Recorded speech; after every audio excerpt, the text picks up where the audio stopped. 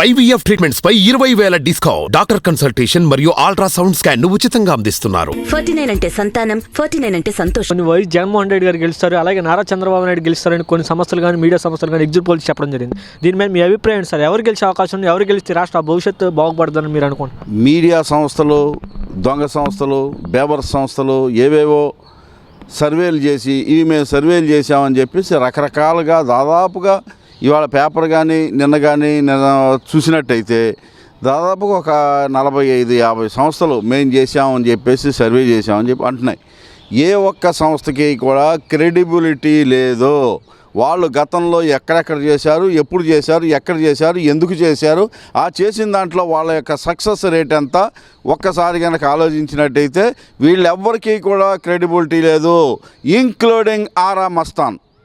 ఈ ఆరా మస్తాన్ అనే ఆయన కూడా సాక్షిలో కూర్చొని ఉండగా చెప్పిన మాటలు ఒకటి, ఇంకో స్టూడియోకి వెళ్ళి కూర్చొని చెప్పిన మాటలు ఒకటి, ఆయన సర్వే చేసినటువంటి ఆ సంస్థకి సంబంధించినటువంటి నిబద్ధత ఎంత, వాళ్ళు 10 రోజుల క్రితం వాళ్ళు అనుకున్న మాటలేంటి, 10 రోజుల క్రితం తెలుగుదేశం పార్టీ వర్గాల నుంచి వాళ్ళకి అందిన మూటలెంత, ఇవన్నీ కూడా A to Z మొత్తం అన్నీ అందరికీ తెలుసు. ఈ సోషల్ మీడియా వచ్చిన తర్వాత ఏది ఎక్కడ దాద్దామని కానీ దాచుకుందామని కానీ ఏది తెలియకుండా ప్రజల్ని మోసం చేయాలని కానీ అని అనుకుంటే సోషల్ మీడియా ఎండగట్టేసేటువంటి రోజుల్లో మనం ఉన్నాం. ఈ ప్రముఖమైనటువంటి ఛానల్స్ లేకపోతే ఎల్లో మీడియానో ఇంకో మీడియానో దాచినంత మాత్రాన, ఎక్కడో దాక్కున్నంత మాత్రాన వీళ్ళు చేసినటువంటి ఏ ఒక్క సర్వే కూడా లేకపోతే జనాన్ని మోసం చేద్దామని చెప్పేసి వాళ్ళకు అనుకూలంగా రిజల్ట్ తెప్పించుకోవటం కోసం ఒక పథకం ప్రకారం చేసి ఏ ఒక్క పని కూడా చెల్లదు. కాకపోగా వీళ్ళు చేసినటువంటి ఈ సంస్థలకి ఏ దానికి కూడా నిబద్ధత లేదు. వీళ్ళు చేసినటువంటి సర్వేలకి ఒక ప్రాధాన్యత లేదు అనే విషయాన్ని నేను మొన్న సాయంత్రం నుంచే మనం ఒక్కొక్క మీడియా చేసేటువంటి విశ్లేషణలు కానీ వాళ్ళు ఇచ్చినటువంటి రిపోర్టులను చూస్తే కానీ అర్థమవుతుంది. ఆంధ్రప్రదేశ్లో జగన్మోహన్ రెడ్డి గారు 2 మాటలు చెప్పాడు. నా మాటలు దీని ద్వారా మీకు లబ్ధి చేకూరింది అని అంటేనే నాకు ఓటేయండి, లేకపోతే లేదు. నా ద్వారా మీకు మంచి జరిగింది అని అనుకుంటేనే నాకు ఓటేయండి, లేకపోతే లేదు అనే ఒక మాట చెప్పాడు. భారతదేశంలో ఇవాళ వరకు 76-77 సంవత్సరాలు ఈ చరిత్రలో ఏ రాష్ట్రంలో కూడా ఏ ముఖ్యమంత్రి, ఏ ప్రధానమంత్రి, ఏ ప్రభుత్వం కూడా చెప్పినటువంటి ఒకే ఒక్క మాట ఆంధ్రప్రదేశ్లో జగన్మోహన్ రెడ్డి గారు చెప్పాడు. లబ్ధి చేకూరితేనే చెప్పండి, ఓటేయండి అని చెప్పినటువంటి మాట. రెండోది, జగన్మోహన్ రెడ్డి గారు నమ్ముకున్నది ఈ దిక్కుమాలినటువంటి ఎల్లో మీడియాని కానీ ఈ దిక్కుమాలిన సంస్థలను కానీ కాదు.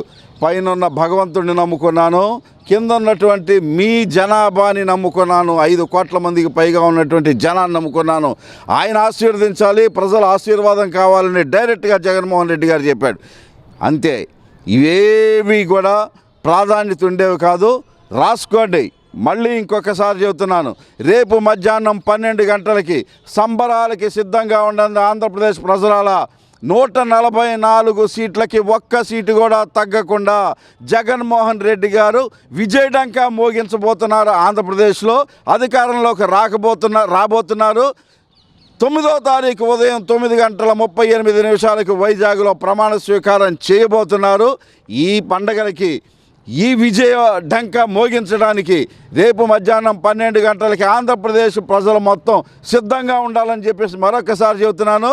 అండర్లైన్ ఇంకొకసారి, 144 సీట్లకి ఒక్కటి కూడా తగ్గకుండా విజయ డంకా మోగించబోతున్నాడు జగన్మోహన్ రెడ్డి గారు 2వసారి ముఖ్యమంత్రిగా. ఎందుకని అంత కాన్ఫిడెన్స్గా చెప్పగలుగుతున్నారు? ఇక్కడ చూస్తే మీరు ఏమో ప్రజల్లో ఒక సందిగ్ధంతో కూడినటువంటి ఒక హైప్ క్రియేట్ చేసుకుంది టీడీపీ కానీ, అలాగే ఇప్పుడు కొంతమంది కూటమి ఏదైతే ఉంది కానీ ప్రజల్లో కొంత సభ్యతను ఉన్నారు, అంటే అయోమయంలో ఉన్నారు. దీనికి మీరు ఏం సూచిస్తున్నారు? ప్రజల్లో ఎక్కడా లేదు, ప్రజల్లో అయోమయం అనేది ఎక్కడా లేదు. మీరు పోలింగ్ స్ట్రాటజీని కనుక చూసినట్టయితే అర్ధరాత్రి 12 గంటల వరకు కూడా పోలింగ్ జరిగి కొన్ని సెంటర్స్లో 2 గంటల వరకు కూడా పోలింగ్ జరిగింది.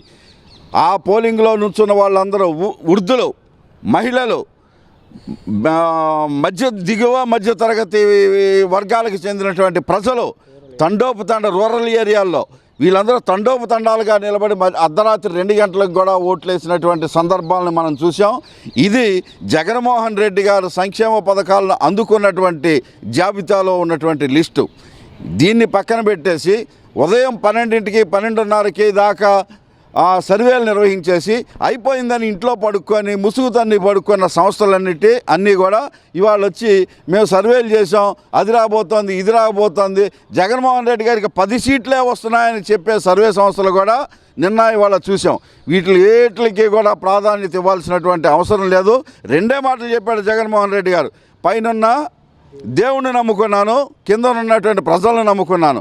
నా ద్వారా లబ్ధి పొందారు అని అనుకున్న ప్రజలు మాత్రమే నాకు ఓటేయండి, లేకపోతే ఓటేయొద్దు. నా ద్వారా లబ్ధి పొందింది, నా ద్వారా మంచి జరిగిందని నమ్మితేనే ఓటేయండి అని అన్నాడు. ఈ లబ్ధి పొందినటువంటి జనాభానే ఆంధ్రప్రదేశ్లో 80% పైగా ఉన్నటువంటి జనాభా ఉన్నారు. వాళ్ళే జగన్మోహన్ రెడ్డి పక్షాన ఉన్నారు. వాళ్ళే అర్ధరాత్రి వరకు కూడా లైన్లో నుంచొని ఓట్లేసినటువంటి జనాలు. మిగతా వాళ్ళు ఎవరో కూడా వ్యవస్థలను మేనేజ్ చేసో, పోలీసులను మేనేజ్ చేసో, ఎలక్షన్ కమిషన్ని మేనేజ్ చేసో, అధికారులను మేనేజ్ చేసో, ఎల్లో మీడియాని చేతిలో పెట్టుకోనో ఏదో రకంగా వ్యవస్థలన్నింటినీ వాళ్ళ గుప్పెట్లోకి తీసుకొని ప్రజాభిప్రాయాన్ని తొక్కేసి వాళ్ళని కాదని చెప్పేసి ఏదో రకంగా బుల్డోజ్ చేసి అధికారాన్ని హస్తగతం చేసుకోవాలనేటువంటి దుర్బుద్ధితో ఉన్నవాళ్ళు అదర్ సైడ్ మీడియా కానీ తెలుగుదేశం పార్టీ కానీ వీటిని దేన్ని కూడా జగన్మోహన్ రెడ్డి నమ్మట్లేదు. పైన దేవుణ్ణి నమ్మాడు, కింద ఉన్నటువంటి జనాన్ని నమ్మాడు. అందుకే ఆయన ద్వారా లబ్ధి పొందినటువంటి ఏ ఒక్క జనం కూడా కృతజ్ఞతతో మళ్ళీ జగన్మోహన్ రెడ్డి కావాలనుకుంటున్నారు అనేటువంటి నమ్మకమే రేపొద్దున జగన్మోహన్ రెడ్డిని 144 సీట్లకు తక్కువ లేకుండా గెలిపించబోతోంది. ఇది సత్యం. సార్, బూత్లో రేపొద్దున జరగబడేటువంటి ఇక్కడ ఏదైతే ఉందో రిజల్ట్లో అక్కడ తీసుకోవాల్సిన జాగ్రత్తలు ఎలాంటివి ఉంటాయి అంటారు? ఒకటే మెయిన్గా తీసుకోవాల్సినటువంటి జాగ్రత్త, అందరి కౌంటింగ్ ఏజెంట్లకి అందరికీ చెప్పేటువంటి మాట ఏంటి అని అంటే, వ్యవస్థలు ఏ రకంగా ఉన్నా పోలీసులు కానీ ఆంధ్రప్రదేశ్లో జగన్మోహన్ రెడ్డి ఒకే ఒక్కడు పోరాడుతున్నాడు. ఇది కౌరవ సైన్యంలాగా ఆంధ్రప్రదేశ్లో ప్రతిపక్షాలు, ఎల్లో మీడియా, జగన్మోహన్ రెడ్డి కుటుంబ సభ్యులు, అధికారులు, ఇది కోర్టులు కూడా అండర్లైన్ ఈ మాట. కోర్టులు కూడా రాత్రి నిన్న వేసినటువంటి ఒక సుప్రీంకోర్టులో వేసినటువంటి కేసు తాలూకా ఇవాళ ఎలక్షన్ ప్రాసెస్ మొదలైపోయింది కనుక దానిలో మేము వేలు పెట్టమని చెప్పి ఇవాళ సుప్రీంకోర్టు చెప్పింది. ఒకసారి క్రికెట్ మ్యాచ్ మొదలవటానికన్నా ముందరే నిబంధనలనే ఉంటాయి. మ్యాచ్ మొదలైన తర్వాత సగంలో నిబంధనలు మార్చడం అనేది ఎక్కడన్నా ప్రపంచంలో ఉంటుందా? మరి దాంట్లో వేలు పెట్టడం అని అంటే 6 కొడితే ఇట్లా కనాలి, 4 కొడితే ఇట్లా కనాలి అనే నిబంధనలు మార్చేసి ఏ రకంగా అయినా సరే ఇష్టం వచ్చినట్టు మార్చడానికి నిబంధనలు ఒప్పుకుంటాయా? ఎలక్షన్ కమిషన్కి మాత్రం ఒక రాజ్యాంగం లేదా? దానికి ఉన్నంత పవర్స్ సుప్రీం అయ్యి ఉండొచ్చు. అయితే అది కూడా నిబంధనల మేరకే పనిచేయాలి కదా, అది కూడా రాజ్యాంగం మేరకే పనిచేయాలి కదా. వీటిలన్నింటినీ పక్కన పెట్టేసి పనిచేసినాయి అని అంటే ఇంక్లూడింగ్ వ్యవస్థలు కూడా జగన్మోహన్ రెడ్డి గారికి వ్యతిరేకంగానే ఉన్నప్పటికీ కూడా జగన్మోహన్ రెడ్డి అర్జునుడిలాగా అభిమన్యుడు కాడు వీడు అర్జునుడు అవుతాడు అంటూ ఆయన ఏదైతే చెప్పారో కౌరవ సైన్యం మొత్తం ఏకమైపోయింది. ఇవాళ అర్జునుడిని ఓడించాలి అనేటువంటి దీనిలో పద్మవ్యూహంలోకి పంపించారు చేతకానివాడు కనుక అభిమన్యుడిని. ఈయన అభిమన్యుడు కాదు, అర్జునుడు. ఏదైనా సరే జనాన్ని నమ్ముకున్నాడు, దేవుణ్ణి నమ్ముకున్నాడు. భారతంలో అర్జునుడు కూడా అంతే, శ్రీకృష్ణుని నమ్మాడు, భగవంతుడిని. ఇక్కడ భగవంతుడు, ఇక్కడ ప్రజాస్వామ్యంలో ఉన్న ప్రజలే దేవుళ్ళు. వీళ్ళని జగన్మోహన్ రెడ్డి నమ్మాడు. ఎట్టి పరిస్థితుల్లోనూ కూడా ఏం జరిగినా సరే, ఎన్ని వ్యవస్థలు ఏమి ఎదురైనా సరే 144 సీట్లకు తగ్గకుండా రేపు అధికారాన్ని చేపట్టబోతున్నాడు. 9వ తారీఖున జరగబోయే ప్రమాణ స్వీకారానికి ఆంధ్రప్రదేశ్ ప్రజలందరూ సిద్ధంగా ఉండండి. సంబరాలు చేసుకుందాం రేపు మధ్యాహ్నం 12 నుంచే.